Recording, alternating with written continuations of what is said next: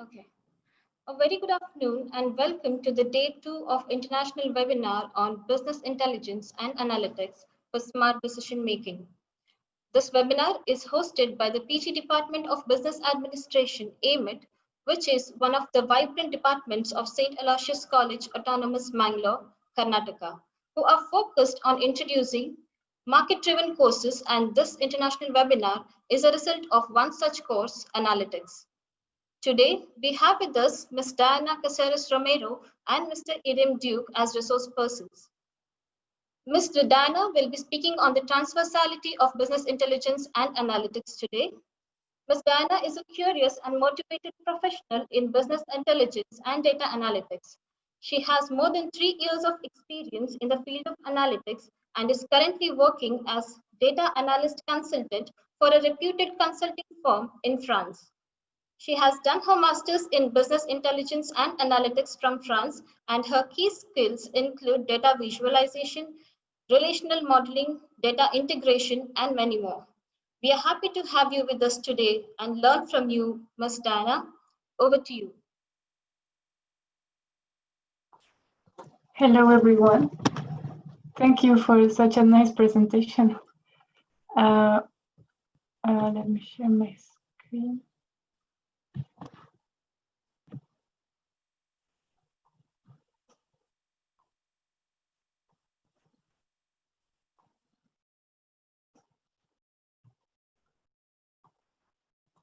Okay.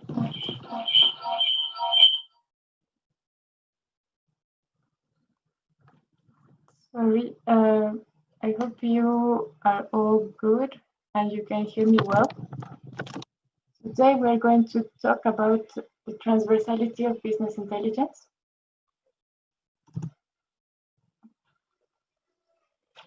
What is business intelligence? As Ryan already said, is an umbrella term that includes the applications.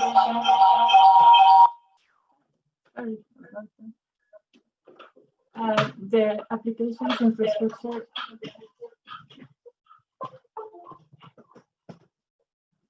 and tools and best practices that enable access to an analysis of information to improve and optimize decisions and performance. This was how Dresner defined business intelligence. He is considered as the father of business intelligence, if we can. Well, is the one that popularized the term. But we constantly talk about BI, business intelligence and analytics. That is two separate terms, BI and BA, business intelligence and business analytics. So here I will oversimplify maybe the concepts, but it's just to be clear on this. Business intelligence is all the ensemble of strategies and technologies to turn business data into information for decision making. It's all the process from data to information to insights. It's focused on what happened and can also explain why it happened if we push enough in the analysis. The business analytics part, it contains 4 stages. First is the descriptive, what we said, we describe what happened through our analysis or mathematical, statistical methodologies. We can also make diagnostic, explain why it happened. We can predict and say, okay, based on this past behavior, we know that we might get these results. And prescribe, this is to anticipate and act on what we think is going to happen. That's so business intelligence is the beginning of the chain, and business analytics is at the end, is more advanced. So speaking of the BI chain, we have the data sources. The BI chain starts from the analysis of our sourcing. When we are talking about companies, we normally have different systems that are usually transactional, finance, sales, CRM, supply chain, marketing, manufacturing, sales, and others that are called legacy systems. This is when the company, like the company where I'm working for, it's 130 years old. So it's an ensemble of a lot of different systems that it's been acquiring over time. And the challenge for the BI chain is the part of the data integration. That's the second stage, is where we do the ETL. That's the extract, transform, and load, which is very important if we want to harmonize all the data, all the different data, different sources. Sometimes it's Excel, or it's Oracle databases, or SAP, or maybe Salesforce, and each system has its own structure. With the ETL, we transform and we harmonize everything so we can store it in the next stage into a data warehouse. So yeah, in this part, in the data integration, we can have different stages. Like we do the ETL, we do the staging when we need the transactional data to be stored in a temporary base before suffering the transformations. We do the data quality check, and the MDM works there. The MDM is the Master Data Management. It's an entity or a group of people that depends on the company that ensure that all the data follows the corporate rules, basically. So data storage, we have different types of storage. We have data warehouse, we have data marts that are like data warehouses, but with data that's specific to a business need. The ODS is the operational data store. It contains mainly, as the name says, it contains mainly operational data and is very specific to operations. We also have nowadays what's called the data lake. That's where we dump all the data we have. So after we can do the ETL process and exploit this data. All those three, all these three stages are were called data warehousing. And after we have accomplished all this, we reach the business intelligence part. There you have a system that information system that's business goals oriented. We practice the agile methodologies. We focus on the end user. When we talk about business, usually we're focusing on the customer. When we are talking about business intelligence, we focus on our end user. Our end user is usually a business user. It's a person that needs the data to make decisions, and it needs to have reliable sources and up-to-date data. After that, we have the phase of the information consumption. So after we do all the treatments on the business intelligence part, we send our findings, our dashboards, reports to all our business users or consumers. And also there is, we get an insight source, which means that we can feed other applications with the insights we got, or we can also put a team of data scientists to model and do the predictive techniques into this data. So as you see, the data flow goes from sourcing to the consumption. But why do we say business intelligence is transversal? Well, it's because a company, an enterprise is a complex organism, because it's a social ensemble of skills, abilities, people, functions. It becomes complex. So what do we find in a company? There are functions like manufacturing, human resources, supply chain, marketing, finance, audit, etc., etc. each that are constantly producing data. We also have entities. We can divide the company in business units, in product lines, in units, operational tactic units, business clusters. We also have, if the company is large enough, we find the same company in different geographical zones, North America, Europe, Asia, others. We also find diverse processes like product development, the customer acquisition, everything has its specifications, a need of data that's different, or it's also producing data. And we also have the extended environment, that's the external environment to the company, that's the customers, the dealers, our suppliers, our competitors, the market in general.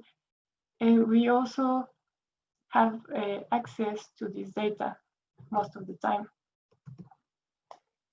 So when you have so many dimensions and each producing data, each one managing its own information systems, you get these data information silos. As you can see in the slide, sometimes we have a database specific to each functional domain.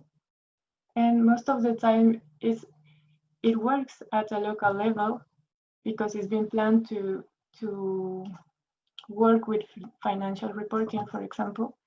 But this data, we cannot use it on human resources because it doesn't have the same structure. This creates an inconsistent and redundant data at a corporate level. It can become costly since you have to pay for so many systems that are processing data on a daily basis. And it's time consuming because sometimes you're processing the same information in different departments.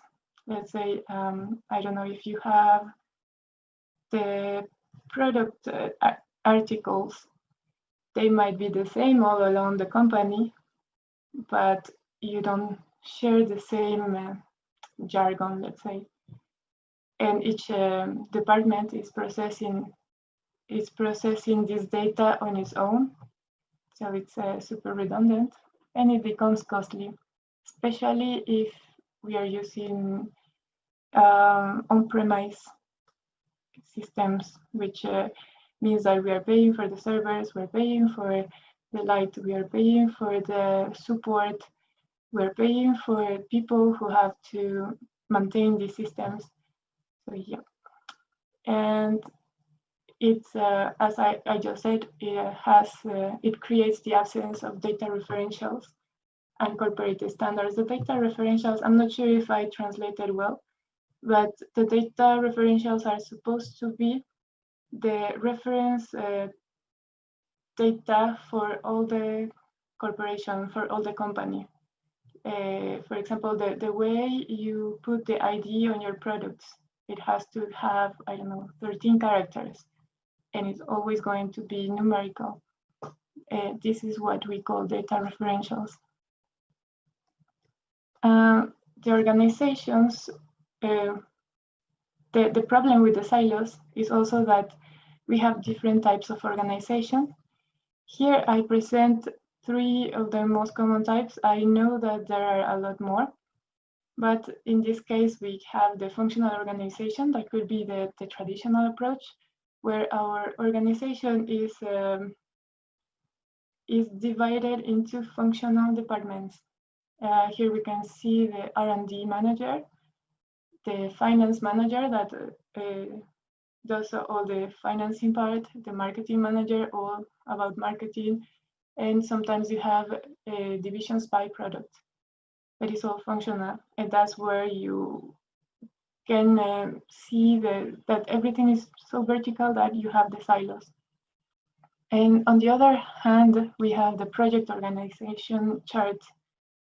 This type of organization is a temporary setup that forms the teams into according to specific projects, and once the project is over, the team is dissolved and reintegrated in other teams.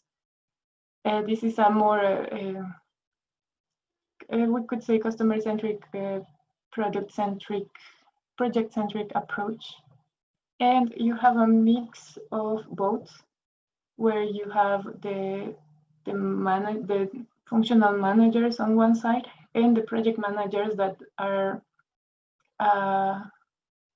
overviewing every project as it comes, and they kind of reassign constantly the resources. And here by resources, I'm talking about the professionals. This organization is becoming more and more usual in my experience, because everything is changing very fast. So the companies need to be more flexible, need to be more reactive, especially now in this time of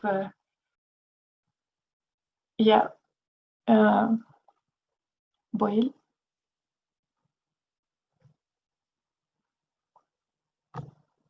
Well, somebody raised a hand. I listen.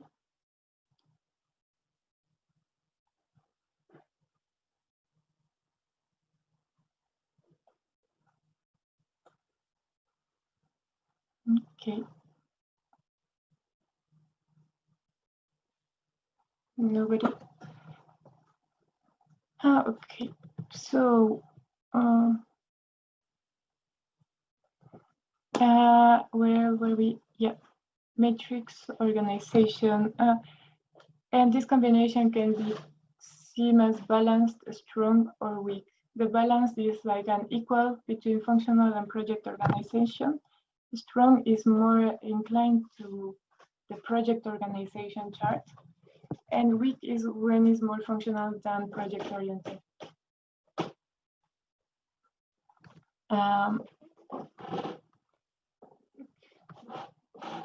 So after talking about what's a company and why we have all these many dimensions, the challenge of BI being transversal and the challenge when we want to implement a BI project is that we need to bridge the communication between the different departments. And also traditionally there is a misunderstanding between the IT, IS, information technology, information systems teams, and the business teams, because they seem to have different ways of seeing the company. And BI, being an information system, it's business oriented. So it needs both of them to understand each other on the technical requirements and the business needs. BI provides a consolidated view of the company. This means that the role of BI, as we saw in the first slide, is to bring together all the data the different departments produce and create a consolidated view that everybody can share, where the data is going to be of good quality, is going to be up to date, is going to be reliable, and is going to be constantly flowing all across the company. For this, it's important to have a definition of the data referential that I already talked about, and the organization. The organization of BI depends highly on the type of organization the company has. And in this case, the data referentials, or the reference data, has to be in line with the corporate values, views, mission, and especially the business. And the continuous improvement. We can see, if you follow the Gartner quadrant, it sometimes changes drastically from one year to the other. So it's constantly evolving. We need to be up to date on the technologies, the programming languages, the new software. If you take, for example, the Microsoft Azure, they are launching new services each week. So it's something very dynamic, which is kind of nice. Anyways, as I was saying, BI depends on the organization of the company. There are three main types. The fully centralized around a corporate BI, the decentralized but consolidated at a corporate level, fully decentralized organization with a centralized governance. So we're going to see each one. The fully centralized around a corporate BI is when we have a BI strategy that's at a corporate level. There you can see the DSI BI. And that consolidates all the data that comes directly from from the sites, from, I don't know, whatever the organization structure is. Let's pretend it's a functional organization. So it compilates all the data that comes from HR, that comes from finance, that comes from marketing, and consolidates it all into rules, using rules that they themselves impose. And the rest of the entities that are below, they only have access to the BI tools that are provided by the company. So what are the pros and the cons of this kind of organization? In the one side, you have financial gains because you have to manage only one, well, not one, but one set of technologies. If you decide to get, I don't know, Google Cloud, you will only pay for that. The pooling of materials, software, and experts, you have everything in one place. So you can assign and you have more control over your resources. The hours of expertise that you are lending, the software you're paying, and the materials in general that you need to build a proper BI system or project. And also, as a positive aspect, it has more reliable data consolidation because your data is consistent at the highest level. And it's the process, the ETL process can be very time consuming and also costly. If you have everything centralized at a corporate level, your ETL would be only running once, if we put it that way, because it only sends data to a centralized database. And talking about one centralized database, we only need to design and implement one database instead of several mini databases. But on the other side, the cons are that the entities do not have specific BI tools. That means that maybe this all-for-all company, tool is not well adapted to a particular need, and the business unit or the business department doesn't have the autonomy to do it by itself, doesn't have the resources or the technical knowledge. Also, the corporate standard might be far from local needs. So maybe it's going to be too high level. And since everybody has the same information, sometimes it's not so exploitable. Also, there might be problems when processing data. When the volumes are very large, it can take a toll on the servers, especially if you have on-site servers. So the next type was decentralized but consolidated at a corporate level. In this case, you have a business intelligence unit. In this example, we have one in France and one in the UK. So they are going to build specific BI tools that are appropriate to their market and to their sites and to their products that they are selling in these particular regions. But on top of them, there is a corporate BI that provides the strategy, that provides the guidelines, let's say, and the reference data that we could need. What are the pros and cons? In this case, there is an increased reactivity at a local level. Why? Because you are, as a business user or as a business manager, you're closer to the more technical people, the business intelligence people, the people who can provide you with tools for your decision making. It's adapted to specific business needs. Sometimes we need to cross different kinds of data or just count. I recently had this project where we had to count the number of items that are sold in each region of the world in a lot of different ways, which is something that it's only applicable for this particular business unit that needs to know how many items they are selling. Allows this kind of BI organization also allows a better distribution of the processing loads and the volume of data according to the needs of each entity. Instead of processing the entire pool of corporate data, you only take one part and process that part. On the cons side, it highly depends on corporate standards to work properly. So if the corporate standards are not clear or not well documented, it might not work well.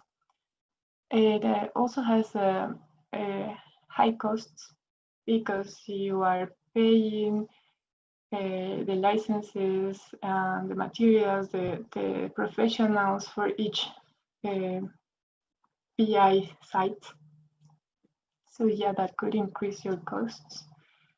And it also increases the data refresh at a corporate level. When you want to have everything up to date at the corporate level, you depend on the business units or the departments to send you their data on time, not also on time, but also in the appropriate structure and the quality that you need. If not, there is a high risk of losing time trying to clean the data and align it to the rest of the corporate data. Sorry. And last, we have the fully decentralized organization with a centralized governance. This one takes the good of both. You are not relying on corporate BI structure to build your tools, to have your reports, to have your dashboards, but you do have the guidelines and the governance rules to follow. This gives a lot more flexibility and a lot more liberty at a local level, at a site or a business unit level. And the business intelligence solutions are adapted to specific needs. So we have less, we have increased costs, but less reactivity. No, sorry, less problems when it comes to have the appropriate data you need for your decision making. So in this case also we would be closer to the business because the business intelligence units are working side by side with the business users. So that leads to a better understanding of the need and providing tools that are appropriate. It improves the corporate data governance because there is still a higher level of business intelligence that manages all the corporate data. It ensures homogeneous corporate data, which is key. Let me tell you, is key to have some homogeneity because when we need to use financial data with customer data plus the competitors' data, and all the structures are different, it could be a nightmare. On the con side, we highly rely on a particular entity that's responsible of designing and defining the data references and all the governance rules. It depends on each business site or business unit to respect the core model, because it also can occur that they have their parallel systems or what we call shadow systems, or their silos still working or rely more on those. And it can also cause overlapping systems.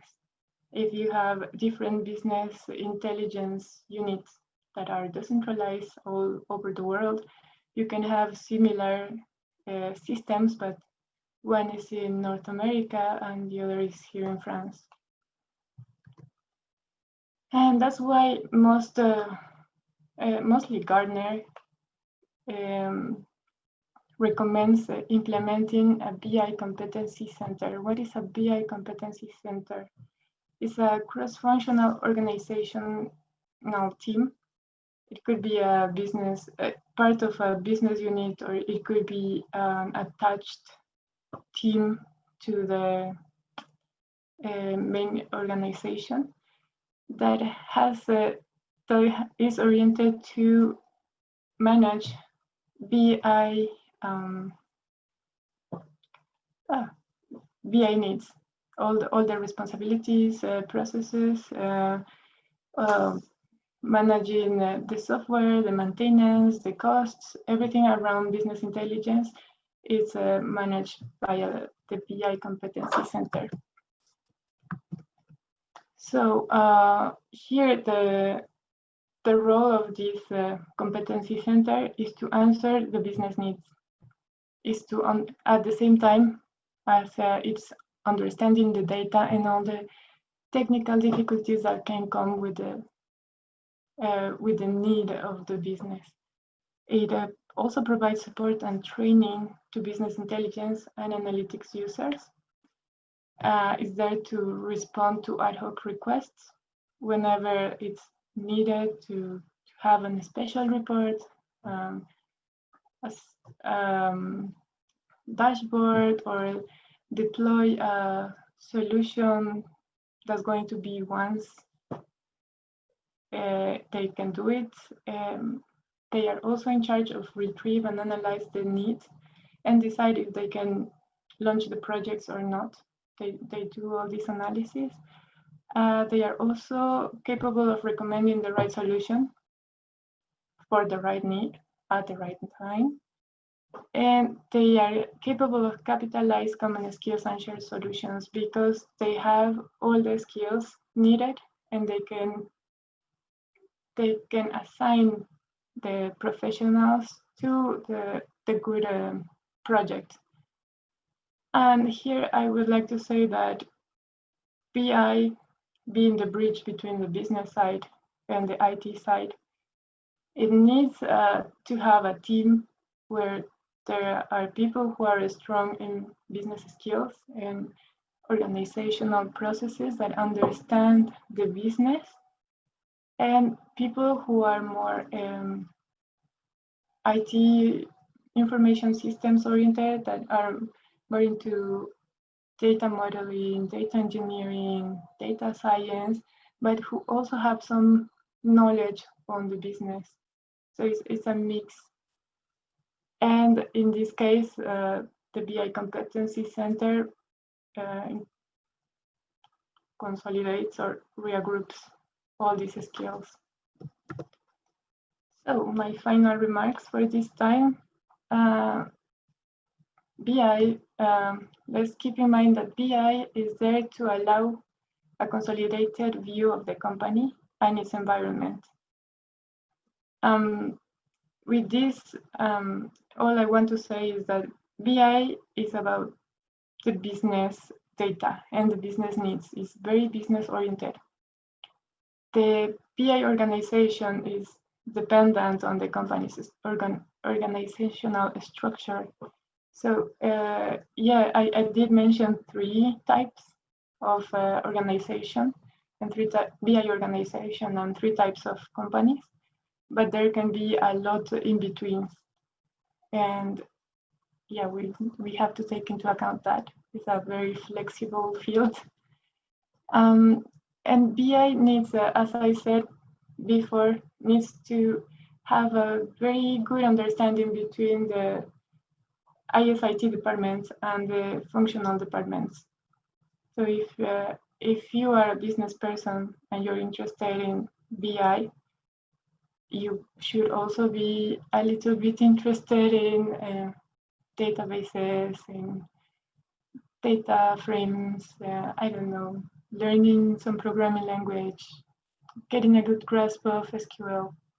And if you are on the IT side, it's good to know, to be interested in what's the business, what are the needs, who are the customers, what's the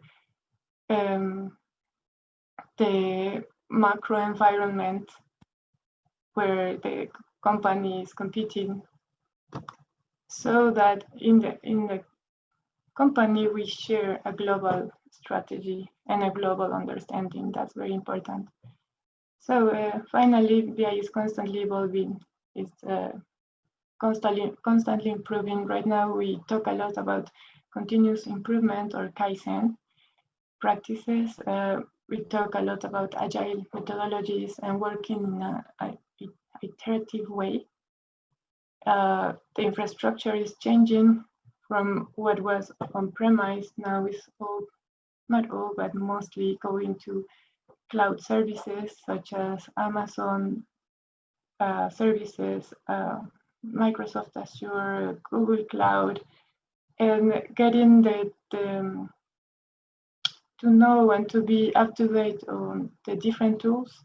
That's, well, that I would advise to know about this. So that's all I have to share today. If you have any questions, I'm here, all ears. We'll take up the participants' questions after the second session, Ms. Diana. So thank you very much for your insightful session. Thank you.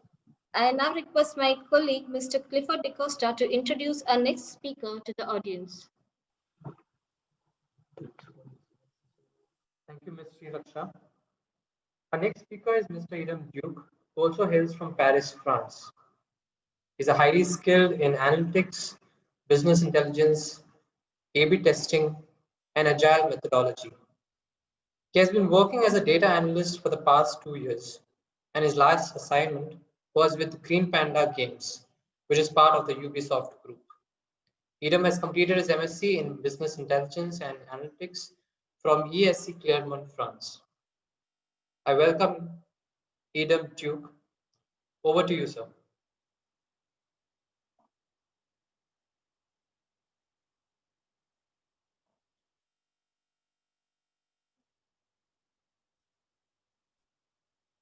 Hello? Okay, can everyone hear me? Yes, we can hear you. So today my camera is kind of having an issue. I think I'm going to present without it. And let me share my screen.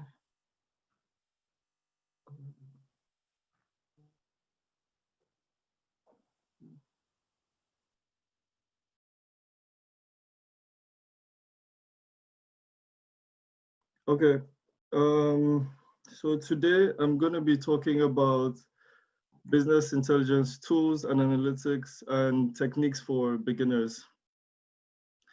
So my first question would be, what is big data?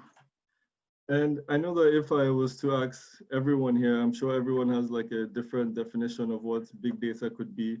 And to be honest, you're all probably right in one way or the other. But let me put it simple and keep it very simple for you, because just as the name says, big data is basically large amounts of data that could be stored in databases, in data warehouses, in data lakes. And they usually come in a very structured, semi-structured, or unstructured format. And this is why businesses need business intelligence tools, because this data comes every day on a daily basis. Basically, everything we're doing is big data. Every time you go on your social media, every time you send a text, every time you watch a video on YouTube, is big data. Your data points are being collected and being served into the internet. So a fun fact is that 90% of the world's data was actually created 2 years ago. That's just to show you that the growth of data is at an exponential rate, and it's only going to keep getting bigger and bigger. So this is why business intelligence tools come in handy. So why business intelligence tools? So these tools usually are just to help you dig deep in your data in order to find out, find trends. You want to find business opportunities that you might not have. You want to find insights. So it basically, there's applications that help you collect and process large amounts of data in an unstructured way and trying to change it into the formats in which you need.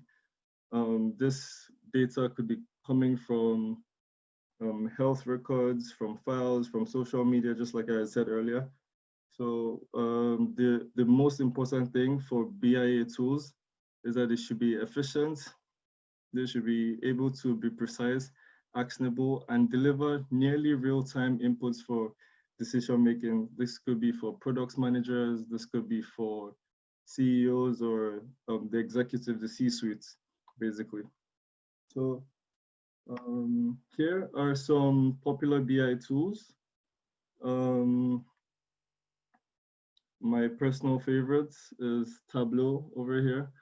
And so if any of you who are familiar with BI tools, you would notice that the top row I had put Tableau, MicroStrategy, Power BI, and ClickView. These are mostly visualization tools. They are business intelligence tools, but a lot of the functionalities is centered around data visualization. Although MicroStrategy is really vast. It has like a database into it, so it's more than just a visualization tool. And from here, this is Azure Data Factory, Google Cloud Services, AWS, and Talent. I'm sure everyone has heard of at least one of these tools before. So these tools at the bottom, these are more, I would like to call them full stack business intelligence tools, even though they're not exactly full stack, because they go from the first stage, which is like the ETL, all the way to whatever you want to use, your final products, be it visualizations, reports, OLAP, or advanced analytics.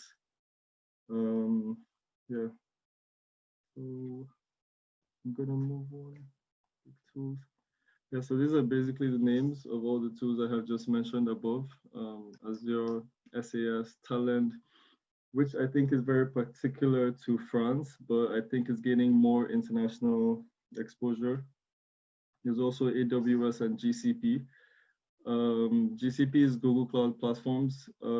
It is my personal favorites, like cloud software. MicroStrategy, Power BI, Tableau, and ClickView. So I'm gonna go in and show the pipeline. So here we have the business intelligence pipeline. And basically from here, the ODCB, CVS, Excel files, could be video, it could be tweets or whatever. These are all the different data sources. So everything comes from here, whatever format it could be. This is why I said it could be structured, semi-structured, or unstructured, depending on your needs, right? So it's all collected and moved into this ETL process, and then it moves to a staging area, which is basically an intermediate storage space for the data processing during extraction, during the ETL process. It sits here before like the analyst or the engineers know exactly where they want to put the data and how they want to structure it, in what formats they want it to be.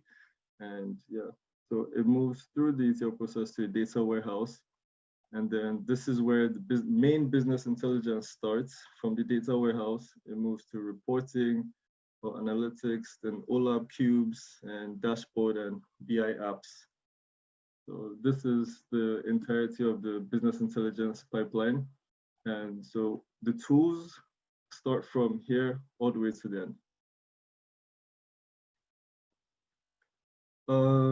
So these are the different techniques. I've outlined this ones in specific because I feel like they're more centered for beginners, even though you can dig deeper and learn more and become more advanced in these things. But then these are the key things you should know as a beginner coming into a business intelligence fair or the data analysis fair or business analysis fair. So firstly, I'll start with data modeling. And data modeling is basically the act of designing how you want your data to look when you put it in the software or the database. Sometimes this is actually done by hand, right? Because first you're going to create a conceptual model, which is basically defines what the system is going to contain, what do you want it to look like, and what is the purpose of this. You know, it's usually done with the conceptual data model. It's usually done with the data architects and the business stakeholders, because you need to get everyone's feedback on, okay, everyone who's going to use this data set is like, what do we need? We need this, we need that, because your data modeling is actually one of the most important things. If you get it wrong, you could face like serious problems further down the line in your visualizations, in your code, because there'll just be abnormalities here and there. So basically, conceptual data model is to know what you want in your data sets, or how you want it to look, and what you want, everything that you need it into. And then there's a logical data model, which is more of how the system should be implemented in the database. Is like, how is this going to work? Okay, we have, for example, we have a toy data set and number of kids in a secondary school data set or in a primary school data set. And you just want to see how, okay, you're going to say this toys connect to these children, and you want to see the link, you want to find out the relationship between this. So this also is usually done by data architects and business analysts. It's basically defining a technical map, like a technical roadmap of the rules and the data structures of the data model, right? And the last type is the physical data model. Basically, this is after you've done the conceptual, you've done the logical, this is the last part of it, which is when you actually put what you've designed into real life, you bring it into play. So this part, it needs to be perfect, and it's very important. Why? Because it like documents the ETL process. So it shows users, business users as well, how the ETL process went, the thought process that went into designing the data model, and the logical process as well. So data modeling is usually the first and most important thing you should do before starting your ETL process or any other thing. Next. So ETL, this is extracts, transform, and load. And this is basically three giant database functions all combined into one. the extract is the process of reading data from the database. And in this stage, data is just collected and it's put in multiple different staging areas. So this is the source, and the ETL process is where the extract, the transformation is happening, and then it will be loaded into the data warehouse, right? So the transform is the process of converting the extracted data from previous forms into what you need it to be. Like you have tweets, for example, they're not structured, but you need to put it in a relational database, for example. So you need to have columns and you need to have rows. You need to know what goes where. So it's basically the transformation that occurs in the process of moving your data to the data warehouse. And then the load is basically loading the data from the ETL, which is the ETL staging area, into the target's data marts or data lakes or data warehouses. So this is the ETL process. It is basically pulling together all the data from different sources and consolidating them into one centralized warehouse or data lake. So this is usually the beginning part of the business intelligence pipeline. And let me see. Oops, sorry. Okay, so we go with data warehousing. And data warehousing is basically where you store all the data, right? It becomes your centralized repository of where you keep all your data for the enterprise. Before you create reports, do visualizations, or do some BI, mobile BI, for example. And in the data warehouse, this is usually done by the data architects / data analyst, because you need to define the columns, you need to define the structure of the warehouse, you need to make sure it's accurate and it's able to feed the business needs. The data warehouse is usually broken down into smaller data marts when you have a specific need from maybe the product team, a specific need from marketing team. So they break it down in order not to always go back to the data warehouse to check all the historical data and everything.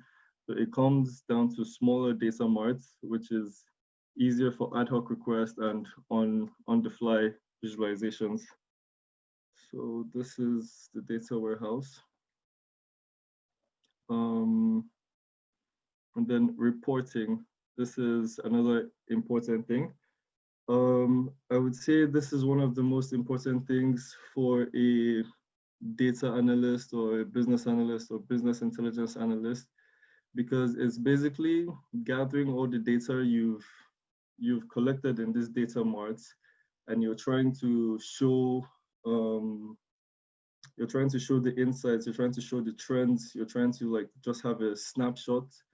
You want to have something quick, maybe real time, something that your product managers can use, something that the whole company can use at the end of the day.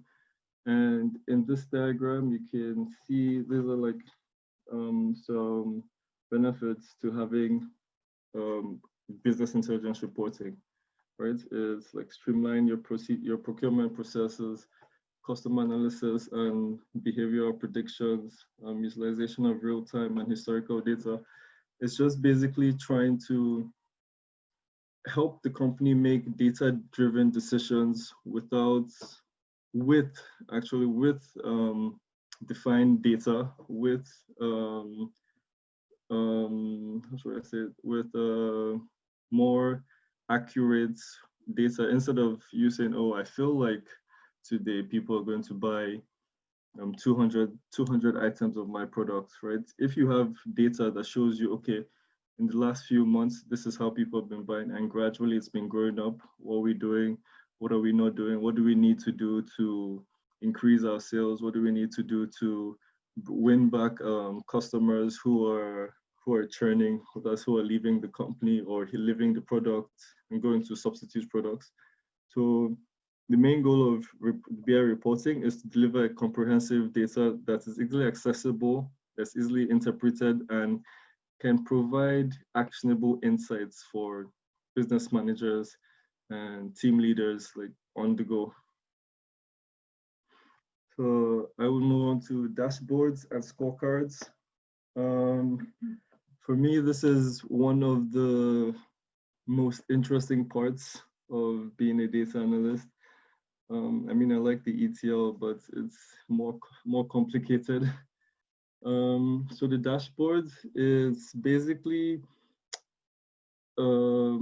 designing or visualizing your company's data, right? And I put these together, dashboards and scorecards, because they're often mixed up. And while dashboards measure your performance, scorecards measure your progress, which is, let me give you an example. Like the dashboard can see your key performing indicators, your KPIs, and see how the company is doing overall in like maybe retention, in acquisition, how the company is doing. And while scorecards are more of like progress snapshots, it's like, okay, so from last year to this year, this is what we are, and we're trying to reach this, our expected goals.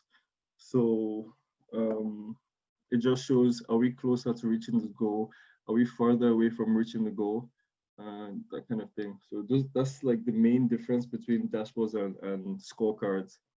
But then scorecards are also usually contained inside dashboards. It can be part of the dashboard, but it's the key thing to keep in mind here is that the scorecards are monitoring progress, what dashboards are doing, and performance. What else do I have here? Yeah, dashboards offer a broad way to track like strategic goals and companies' overall efficiency.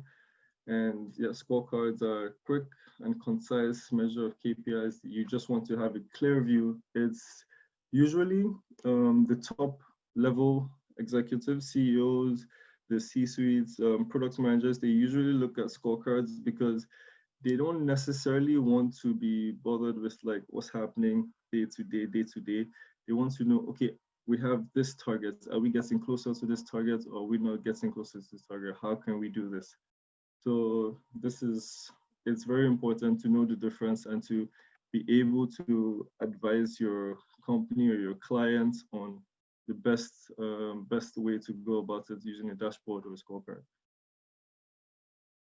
So here you'll see a big chart, and this is just like the ways you guys can take screenshots or whatever you like of this, but this is a way to help you know how to visualize your data properly, right? There's comparison. If you want to compare like two things or maybe more, these are the kind of charts you should use for comparison. If you want to check out relationships between two variables, maybe more, scatter plots, bubble scatter plots, these are visualizations that will help you accurately and easily show your data, because especially working with business users as a technical person, a lot of business users don't really understand as much as they might say they do. Right? So when you have the data and you have like a visualization, you want to make sure it's as simple and straightforward that it's like, okay, for example, you see this bar chart, you can tell, okay, clearly the one in the middle is the highest one. You don't know what month it could be, and this is lower, right? So it's very easy to spot, and it's very easy to interpret. Like they say, the mind reads images right really quick, faster than words or faster than statistical charts or anything. So this is something I would say is very important for visualizations, knowing what visualizations go for, what type of data you have. As an analyst, I would say another important thing is also understanding your data. You need to know what type of data you have. You need to know what you're trying to see in And there's hands raised. I can't see the chat right now, but I will get to it at the end, if you don't mind. Okay. So yeah, you need to understand what your data is and what you're trying to see and what the story is really you're trying to tell with your data. So that's one of the most important things I would say as well. And there's mobile BI. This is basically like what the name says, right? It's mobile BI. It's business intelligence on your phone, right? It's basically maybe not on your phone or your tablet, your I don't know if Windows do that, but yeah, on mobile devices you can just easily move around with. So the main function of this is basically to help move and distribute data from amongst or not from amongst like business users, amongst stakeholders, amongst mobile and remote workers. You know, you need to help them like make real-time decisions. It's just like for example the stock market. You can use that as an example as mobile BI on your phone if you have like a stock app on your phone. When you wake up, you check it, you see the numbers, are they going down, is it going up? That's just a quick example right there of mobile BI in action. So yeah, I think this is pretty straightforward. And yeah, I'm gonna move on to the next thing. So here we have OLAP modeling or OLAP processing. This is a very important technique. It's behind a lot of data, a lot of business intelligence applications. And as you can see from like this cube, it's basically a way to see your data in a multi-dimensional facet, right? Like for example, here you can slice and dice and drill down. Like if you want to slice and dice, but what I mean by that is basically if you look in this cube, it looks like they're all cut into little cubes. So you can have it on a geography, on time, on products. You can do it on periods, currencies, whatever you want to do. And this kind of allows for you to drill down on your data and get even more granular, like to know more about your customers, to know more about their habits and their trends and things they do. You know, it's something that helps for predictive analysis. It's something that helps with just reports creating, with data mining, with assisting your company or your organization or yourself, for the matter if you have a personal project, just to get closer to your data, because the numbers don't lie. You know, you need to make sure you're making the right effects with the OLAP modeling. So this is a more advanced step. So I'm not going to talk too much about it because this is a for beginners class. And yeah, this also is advanced predictive analysis. This is basically using machine learning or AI models that the data scientists usually create um, to determine like future unknown outcomes. You use people's trends and people's engagements, people's reactions to see, okay, this person buys a watch once every 3 months. You know, it's possible that they're going to buy once every 3 months again. So maybe in that space, let's send him many wristwatch advertisements so that we can predict what he's going to do, what he's going to buy. So it's something deeper, but then it's very interesting to go into as well. The two examples I have here.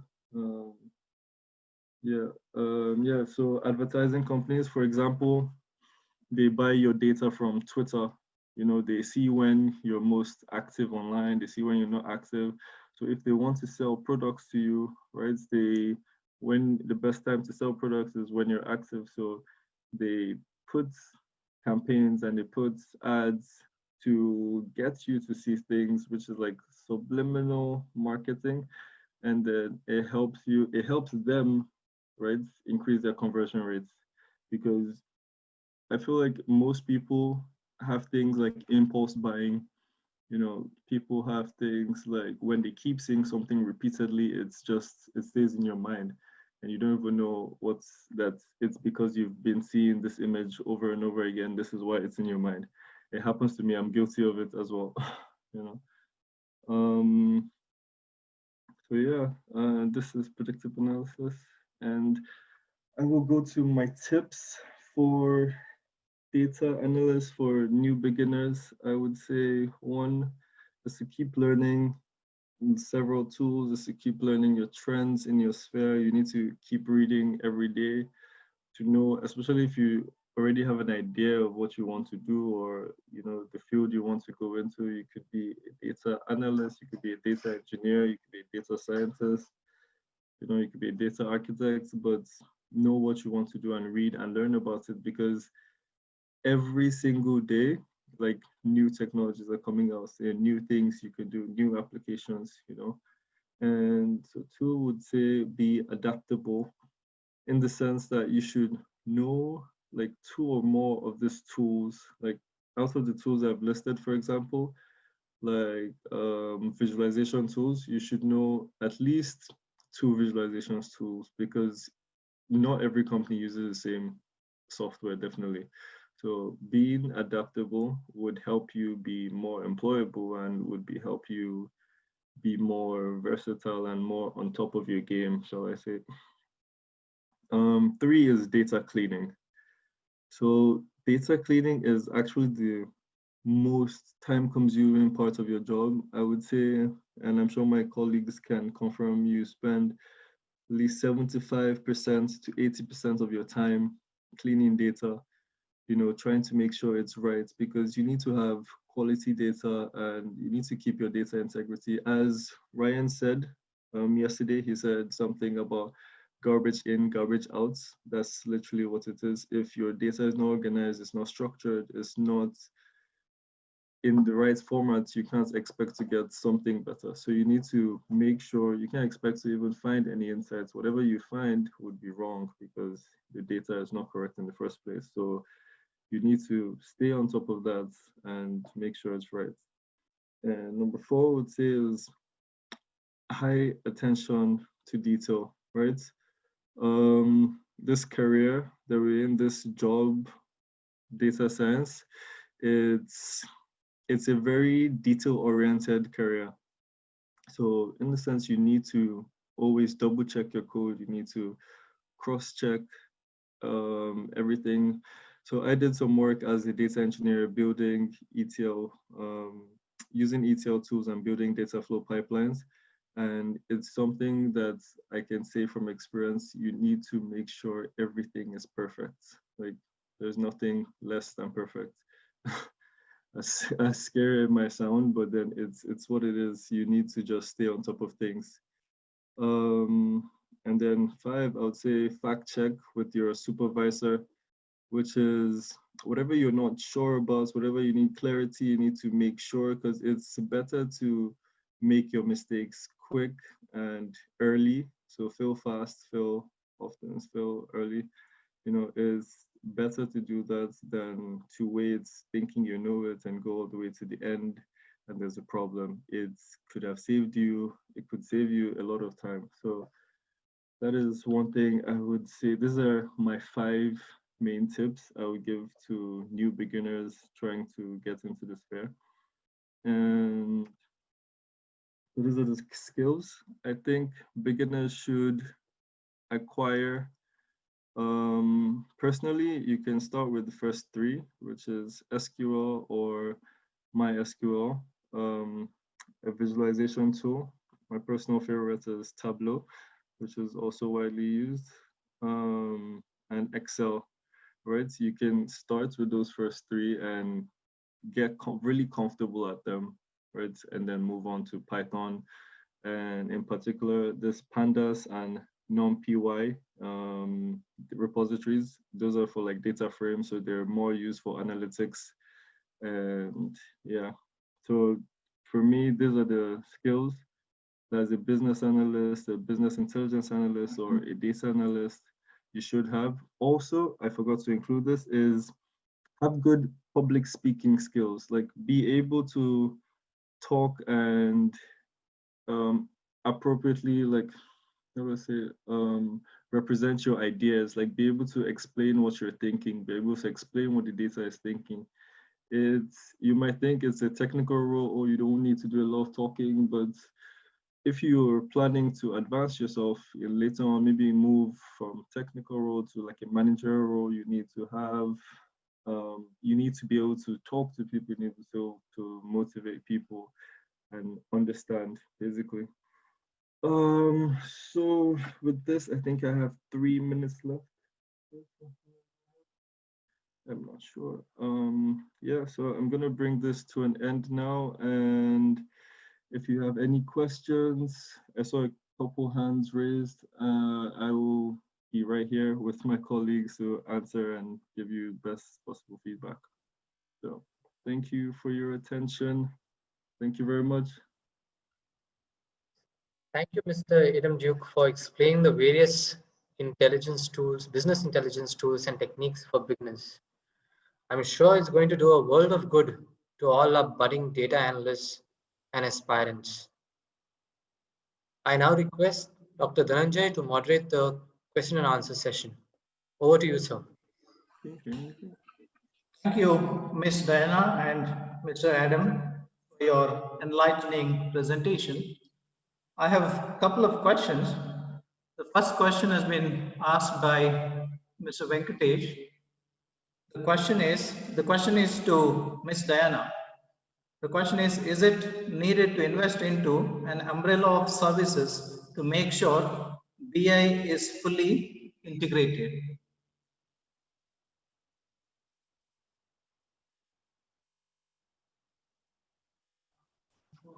Yeah, this is to Ms. Diana. Hello, can you hear me? Yeah, I can hear, ma'am. Okay. Well, as I was saying, it depends on your business need. I think it would be good to start by analyzing the needs, analyzing what data you have, the structure, doing the modeling before jumping into picking what tools you need. But if I were to give an advice on that, I would say to check on cloud services, since they have a wide array of services and the model of payment is pay as you go. So you mainly pay as much as you consume. Okay. Okay, thank you, Ms. Diana. The second question is to Mr. Adam Duke.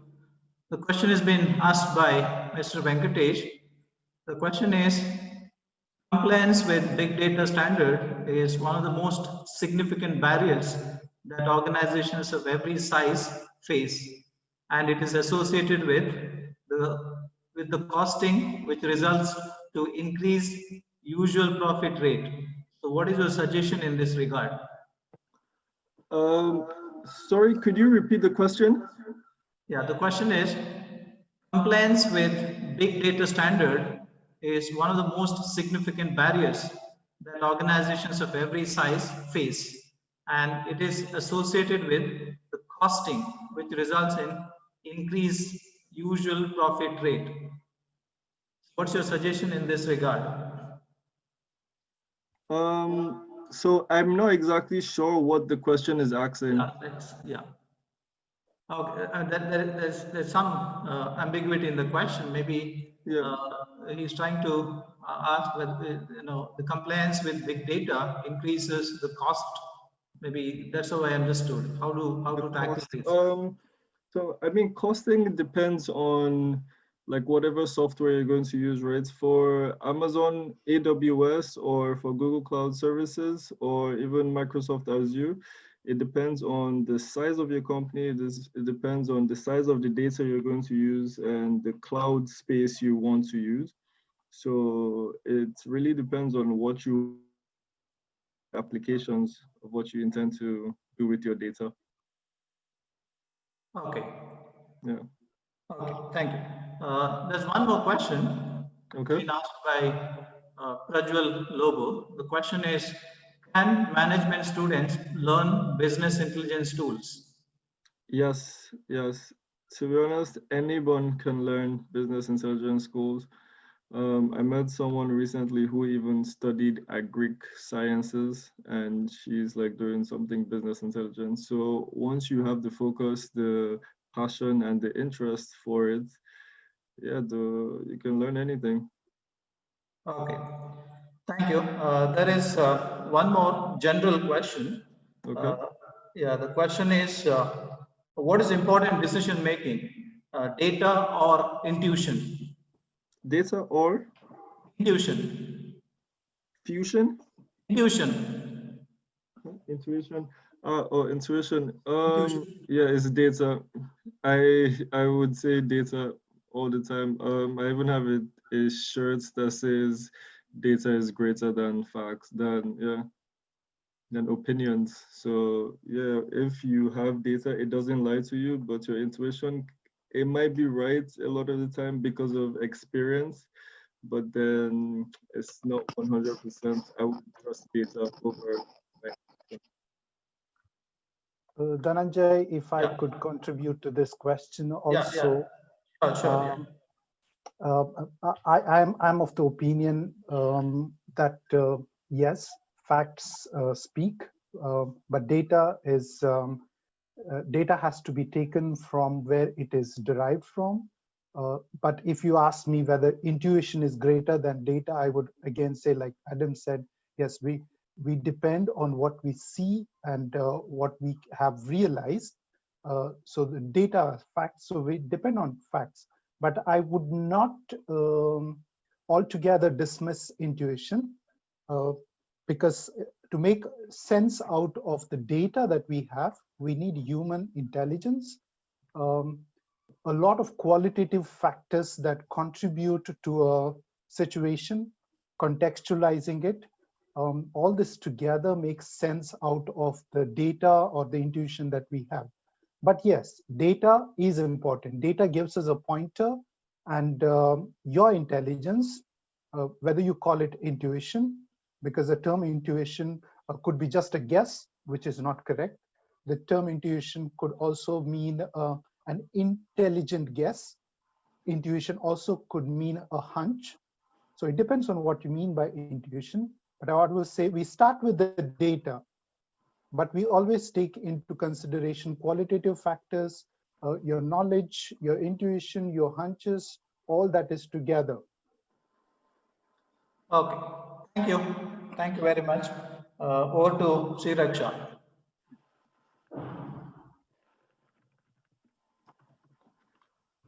Thank you, sir. With this, we have come to the end of this 2 days international webinar on business intelligence and analytics for smart decision making. I would like to thank all the 3 resource persons of this webinar, Mr. Ryan D'Souza, Ms. Diana Caceres Romero, and Mr. Idem Duke for sharing their knowledge with us. And I would also like to thank our director, Reverend Dr. Melvin Pinto, and our dean, Dr. Ravina Wright, for their continuous encouragement. My sincere thanks to Father Joy Rodriguez and Mr. Clifford DeCosta for coordinating the webinar sessions, and to Dr. Dhananjay for moderating the QA session, and also to Mr. Mohan Das for all the technical support. Also, I would like to thank all the participants for your active participation. The feedback form will